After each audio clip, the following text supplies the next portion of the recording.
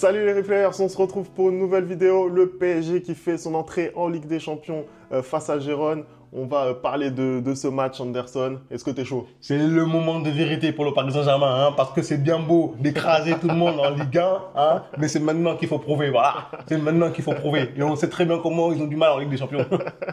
Allez, on envoie le générique, on en parle juste après, c'est parti.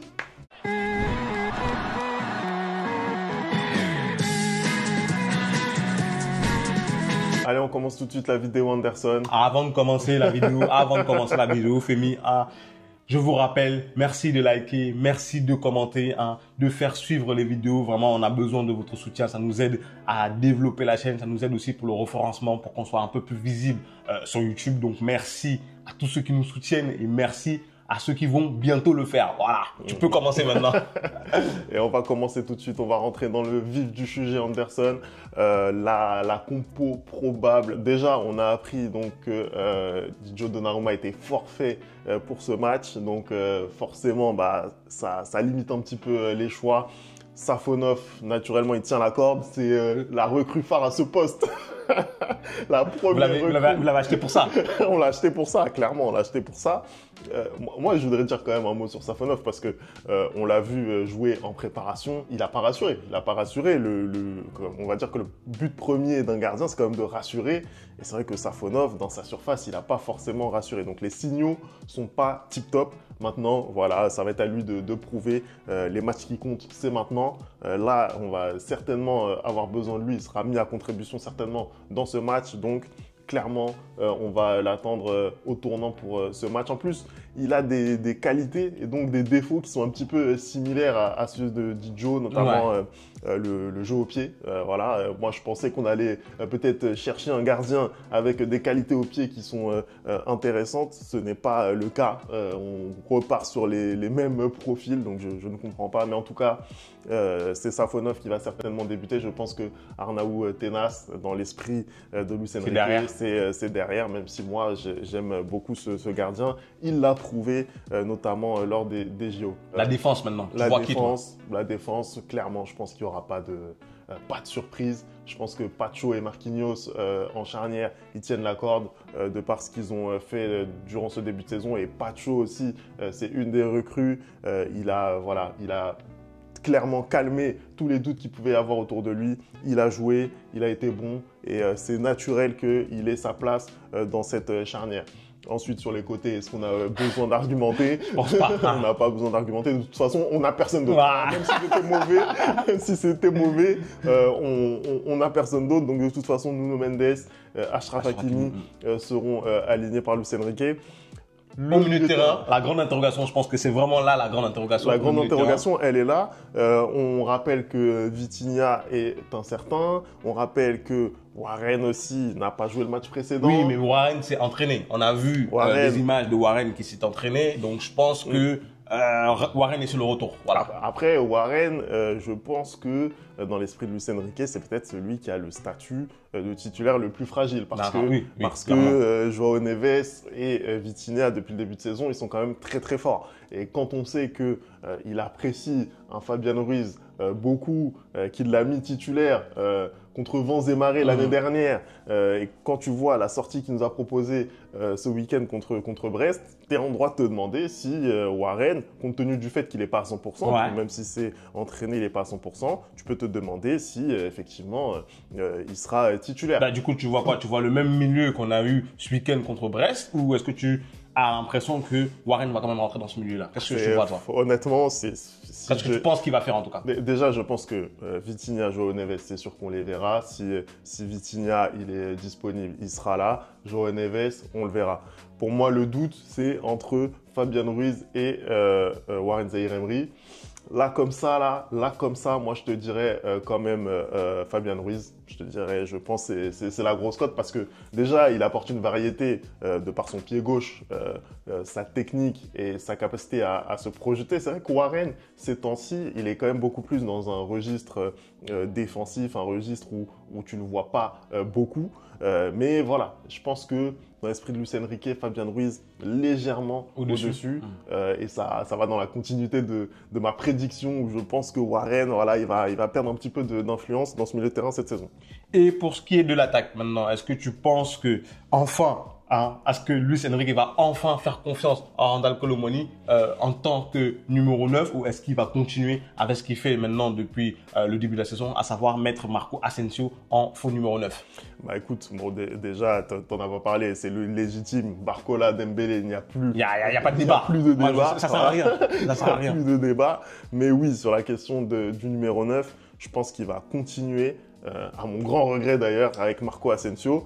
On va parler un petit peu de Gérone, mais je pense que le profil, peut-être là, peut correspondre au jeu de Marco Asensio. Et de toute façon, je pense que ça va être le choix de Luis Enrique.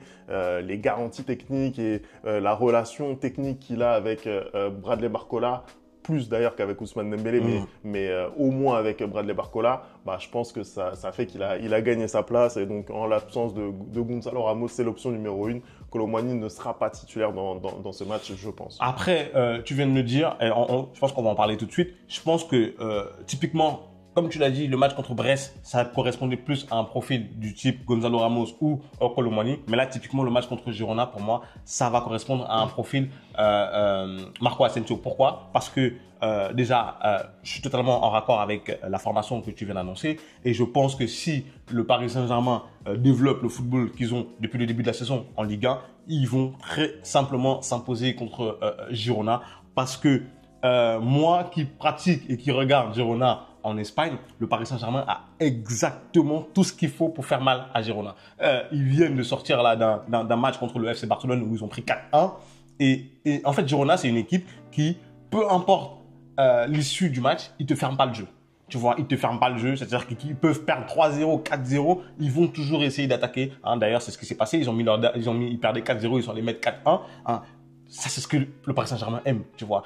Le jeu en transition comme ça, parce que je trouve que le Paris Saint-Germain et Barcelone cette saison ont un peu une manière de jouer assez similaire. Je dis pas que les équipes ont le même niveau, commencez pas à vous énerver dans les commentaires. Non, je dis qu'ils ont une manière de jouer assez similaire. Pourquoi? Parce que je trouve que Hansi Flick comme Luis Enrique ont ramené une variante dans le jeu barcelonais et parisien qui est, ça fait tourner, mais ça sait aussi partir dans la profondeur quand il faut et ça sait aussi jouer, dans la profondeur quand il faut. Et c'est ce que Barcelone a fait ce week-end contre Girona qui les a mis très très très à mal. Et je pense que avoir des éléments comme Barcola et comme Dembélé dans les côtés, ils vont faire énormément de mal à Girona et il faut pouvoir avoir un joueur comme Asensio qui garde le ballon et qui sait lancer ses ailiers dans la profondeur, tu vois. En ce qui concerne Girona, c'est une équipe qui a été excellente la saison dernière.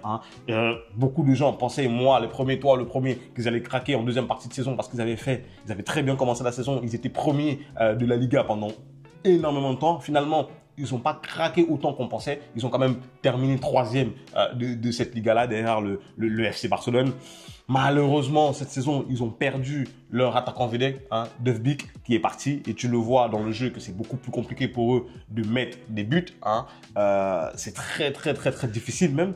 Mais ils produisent quand même du jeu. Mais moi, je ne vois pas les qualités que je voyais l'année dernière. C'est-à-dire qu'ils sont vraiment en fin de... Comment dire? Tu as l'impression qu'ils ont explosé en fait en parcours et qu'ils sont vraiment en fin de cycle, quoi. Tu vois, ce qu'on avait prévu pour la deuxième partie de la saison l'année dernière, ça s'est pas réalisé, mais c'est cette saison que ça arrive en fait. Et le jeu qu'ils vont produire, qu'ils vont développer contre le Paris Saint-Germain, je pense pas que ça va être mieux que ce qu'ils ont fait contre le Barça, tu vois. Et déjà, ils sortent contre un gros match contre le Barça où ils ont pris cher, ils ont laissé pas mal de force, alors que Paris Saint-Germain à côté, c'était assez tranquille. Là, venir affronter le Paris Saint-Germain au Parc, ça va être difficile pour eux. Et n'oublions pas qu'ils vont découvrir la compétition. Il y aura aussi le poids de la compétition sur leurs épaules, alors que, mine de rien, le Paris Saint-Germain, même s'il y a énormément de joueurs jeunes, c'est quand même un club déjà qui revient régulièrement en Ligue des Champions, qui sait jouer tous les 3 jours. Donc, ça va être beaucoup plus facile pour eux. Et surtout, ils ont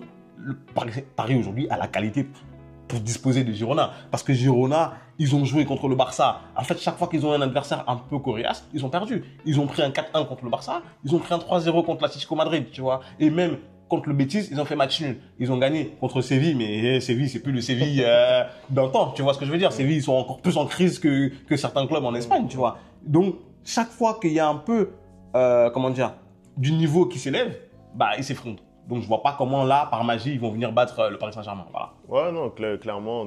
D'ailleurs, je souscris à tout ce que tu as dit sur le profil de cette équipe, sur le fait que c'est une équipe très, très joueuse, sur le fait qu'ils ont pas peur de repartir de derrière. Et effectivement, ça peut vraiment convenir au PSG, une équipe qui ne ferme pas le jeu.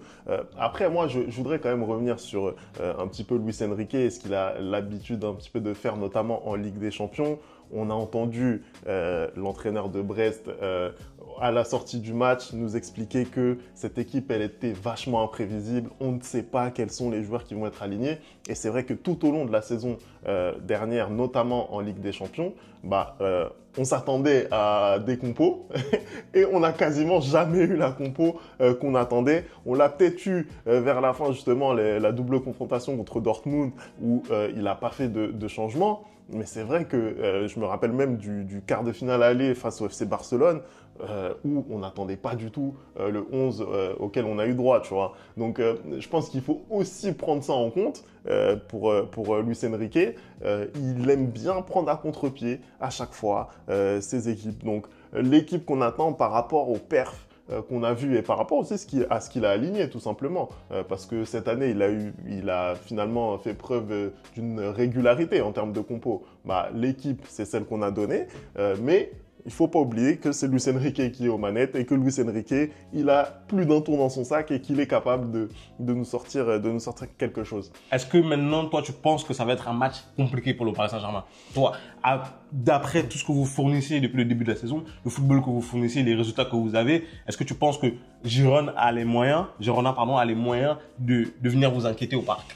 Écoute, ce que je pense, c'est que le PSG va s'imposer parce que le PSG, il sait faire, notamment en phase de poule, même si c'est plus une phase de poule, mais en tout cas, championnat, monsieur. Voilà, c'est un championnat. En tout cas, il sait faire dans les débuts en Ligue des Champions, encore plus au Parc des Princes. Là, cette saison, on met que des corrections aux gens qui viennent nous trouver au Parc des Princes.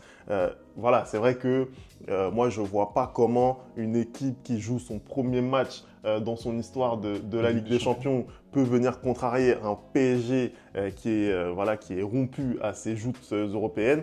Et puis dans le jeu, ils nous ont vraiment rassurés. Ils nous ont rassurés. Ce qu'on voit depuis le début de saison, c'est vraiment incroyable. Et on a notamment des joueurs comme Ousmane Dembélé, comme Bradley Barcola qui ont pris leurs responsabilités, qui sont de plus en plus calmes devant le but.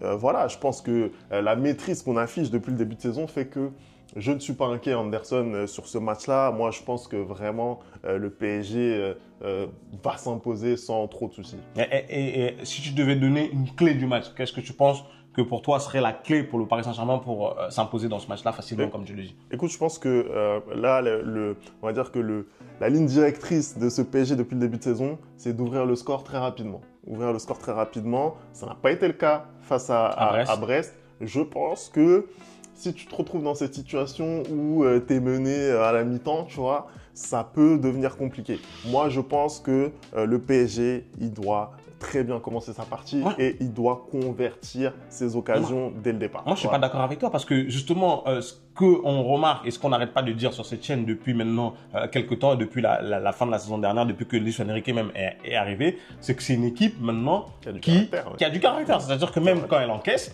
elle ne s'affole pas et elle arrive à remonter au score et à gagner le match. Donc, c'est-à-dire que même si mercredi on arrive et qu'à la mi-temps, au terme des 45 premières minutes, Girona est en train de mener 1-0, voire même 2-0 ou 2-1, moi, je ne serais pas plus affolé que ça parce que je pense que, justement, tu viens de le dire en fait, par rapport à ce que moi je disais sur le Real hier, c'est que il y a des certitudes. C'est-à-dire qu'aujourd'hui, le Paris Saint-Germain a des certitudes dans le jeu qui te permettent de dire qu'en 45 minutes, ils sont capables de mettre 2 buts. Tu vois, en 45 minutes, ils sont capables de remonter un score. Donc, moi, je trouve que la clé du match, je pense en tout cas à mon avis que la clé du match, ça va être la manière dont le Paris Saint-Germain va négocier des coups de pied arrêtés. Parce que tu peux te retrouver avec un match compliqué et Girona qui n'a pas forcément les qualités pour inquiéter le Paris Saint-Germain dans le jeu peut le faire dans les coups de pied arrêtés. Parce que surtout, ils ont des excellents centreurs.